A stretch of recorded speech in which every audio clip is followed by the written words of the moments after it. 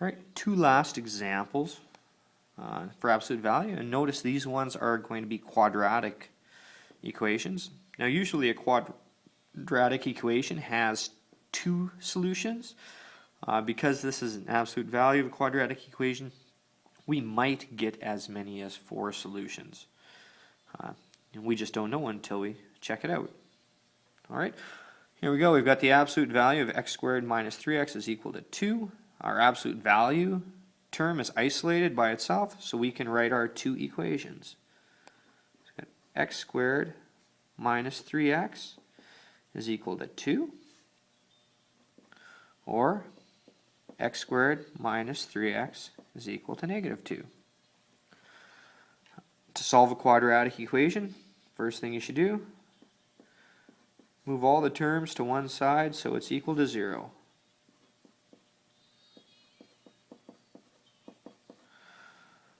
Alright, now we have two quadratic equations.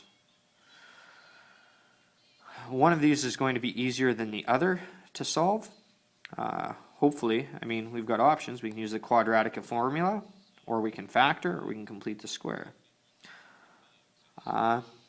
This one I recognize right away is that I can factor as x minus 1 and x minus 2 equals 0. And so I get two solutions here, x equals 1 or x equals 2. There's two of our solutions. Now, our second one I don't think I can factor, so I'm going to have to use the quadratic formula. X is equal to negative b plus or minus the square root of b squared minus 4ac all divided by 2a. Alright, so let's see. We've got negative 3 plus or minus negative 3 squared minus 4 times 1 times negative 2 all divided by 2 times 1. So you got x is equal to 3 plus or minus the square root of 9 plus 8 is 17 over 2. So there are two values.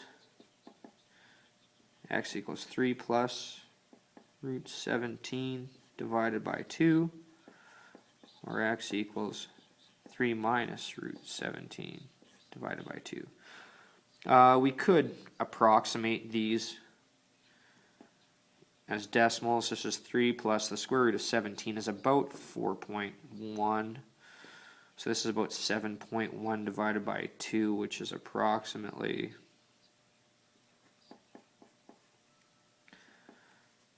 about 3.6 if we round it.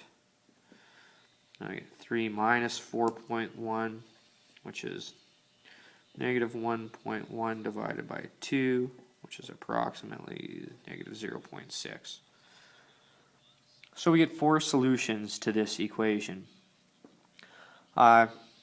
Graphically, the reason this happens is if I graph the absolute value of x squared minus 3x, 0, there's 3, I get something that looks like that. Right, this is y equals the absolute value of x squared minus 3x. And when I graph y equals 2, well, I know what that looks like. This is y equals 2. And you can see it crosses in 1, 2, 3, 4 spots. Right, this would be my negative 0.6 solution. That would be my 1 solution. That would be my 2 solution. That would be my solution 3.6. Right, so when you're solving an absolute value function involving a quadratic, you might get as many as 4 solutions. All right. Let's take a look at this second example. All right, we've got the absolute value of x minus 5 is equal to x squared minus 8x plus 15. Well, this is good. We've got our absolute value isolated, so we can write our two equations. X minus 5 is equal to x squared minus 8x plus 15. Our second equation will be x minus 5 is equal to negative x squared minus 8x plus 15. Rearranging the first equation, we get 0 is equal to x squared minus 9x plus 20. And rearranging this one, our second equation, we get x squared minus 7x plus 10 equals 0. All right, I think I can factor the first equation as x minus 4 and x minus 5, which gives me two solutions, x equals 4 or x equals 5. And I actually think I can factor the second equation as x minus 2 and x minus 5, which gives me two solutions, x equals 2 or x equals 5. Oh, we have a repeated solution here. Both equations gave us x equals 5. Like before, you should check your solutions to make sure that the right-hand side gives you a positive number. We know the left-hand side has to be a positive number. Let's see about the right-hand side. 4 squared minus 8 times 4 plus 15. This is 16 minus 32 plus 15, which is 31 minus 32, which is negative 1, which means x equals 4 gets rejected. Let's see, x equals 5. The right-hand side is going to be 5 squared plus 8 times 5 plus 15, whoops, minus 8 times 5. 25 minus 40 plus 15. Is that correct?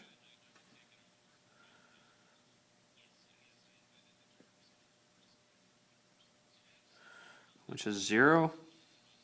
That's good. That one's going to work.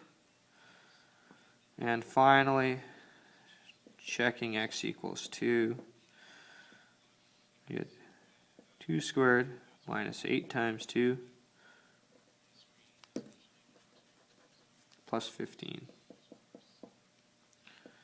So 4 minus 16 plus 15 is equal to 3. That one's good. So here we have only two solutions, x equals 2 and x equals 5. We had to reject x equals 4 because it made the right-hand side negative.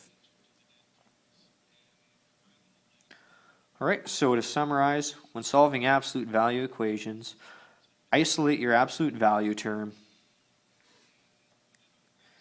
and write two equations, changing the sign of the right-hand side. All right, also remember to check your equations just in case there's some rejected values.